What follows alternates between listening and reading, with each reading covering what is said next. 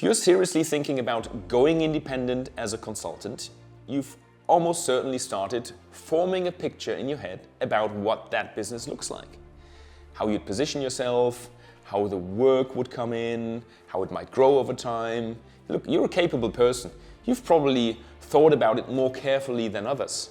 So I'm not going to hand you a business plan template. I'm not going to tell you how to think. You don't need that from me. What I want to do instead in this video is put one question on the table very gently, because it's an easy one to ignore. There's a conventional shape to how an independent practice gets built.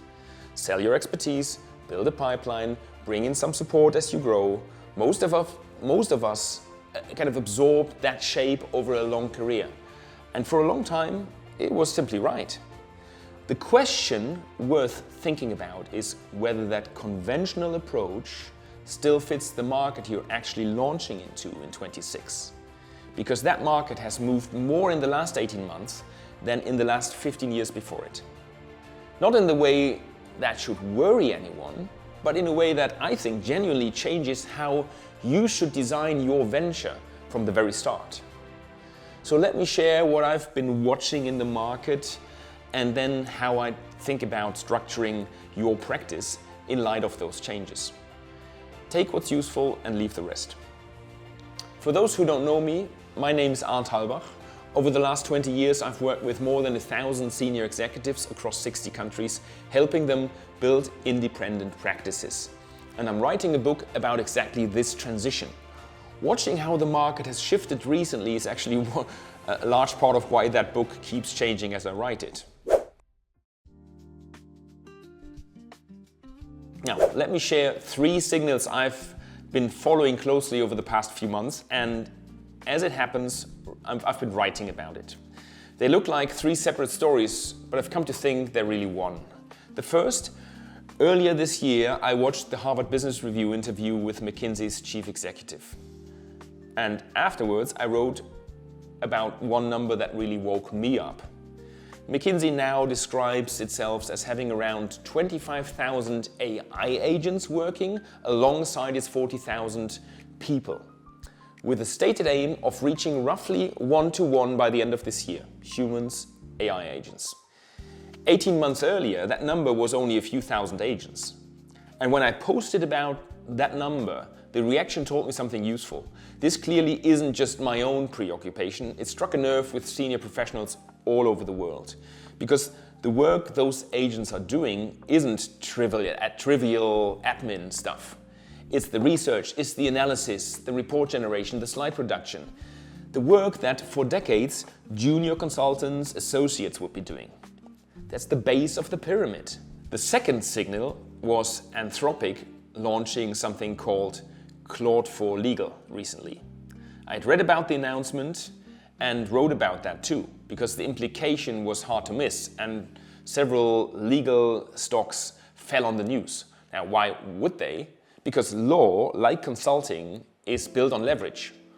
Armies of associates in the bottom of the pyramid doing the document review and research, and a large part of that work had just publicly begun to commoditize.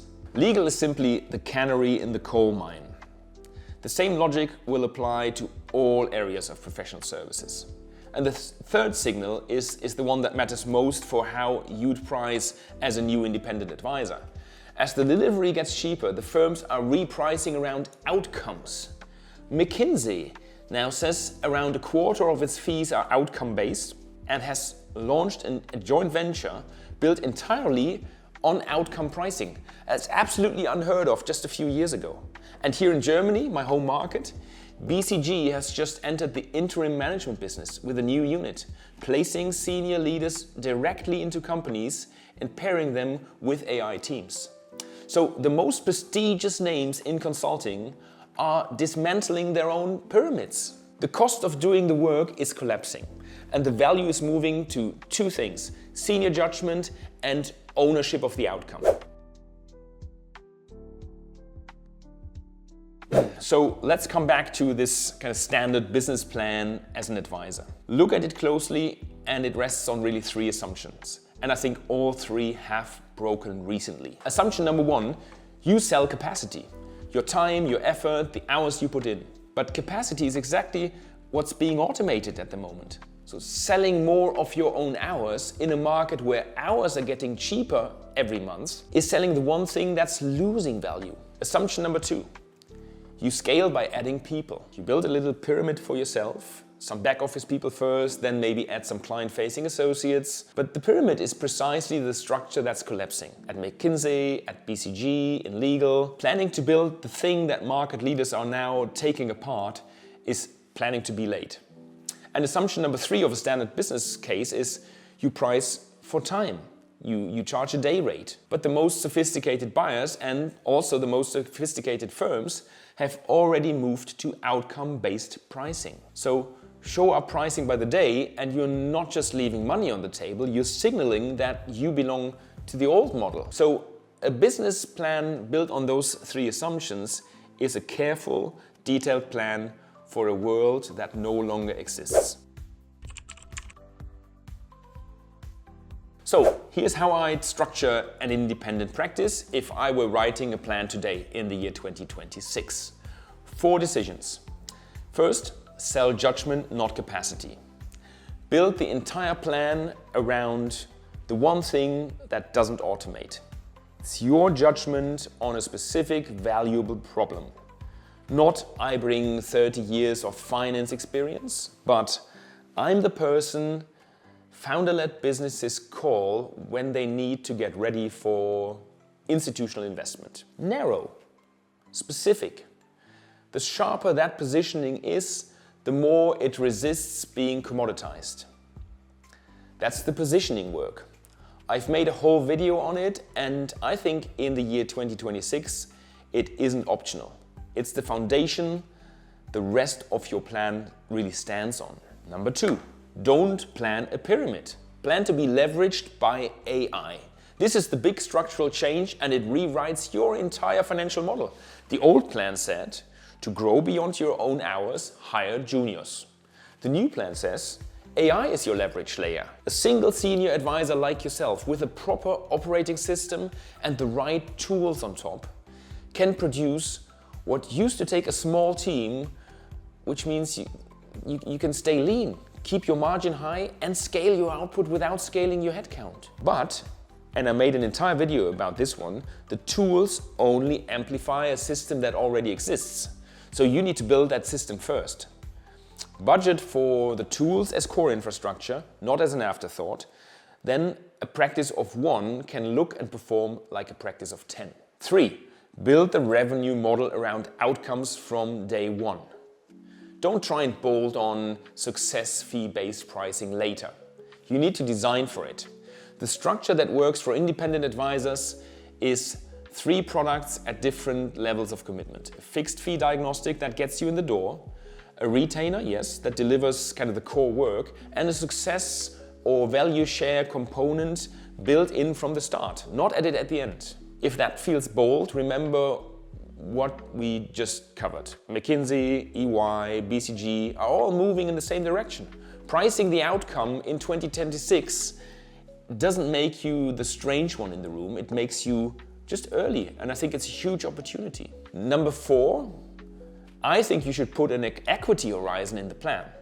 Most business plans and models only focus on one thing, fee income. The most powerful practices model 2 things, fees and equity ownership. The deep trusted access you earn inside a business over time is often worth more than a retainer that paid for it. So plan from the beginning for where the equity comes from. Stakes, deal flow, co-investment, not as a maybe someday, but as a design part of your business plan and your architecture. I've made a separate video on this one too, because it's the part almost everybody misses and it's where the real second curve lives. I want to be a bit careful how I land this video because it's easy to hear all of this as a threat, and it isn't. If you are an experienced senior executive thinking about going independent as an advisor or consultant, this shift is the best tailwind you've ever had. The pyramid that's collapsing is the one you were leaving behind anyway. The work that's being automated is the work you stopped doing 20 years ago. And the two things the market now pays a premium for, your senior judgment and ownership of the outcome, are exactly what you've spent a career building and have never until now fully owned. Look, the big firms are racing to kind of retrofit their old model towards where you can simply start. You get to write a business plan that's native to this new market environment. They have to rebuild theirs. So don't write the plan you would have written 3 years ago. Write the one the market is actually asking for now. What the plan is building toward, the complete architecture, all 5 components of the flywheel, all 3 layers, is in the anchor video on this channel. Everything I've touched on today connects into this second curve architecture. Link is in the description, and I'll see you in the next one.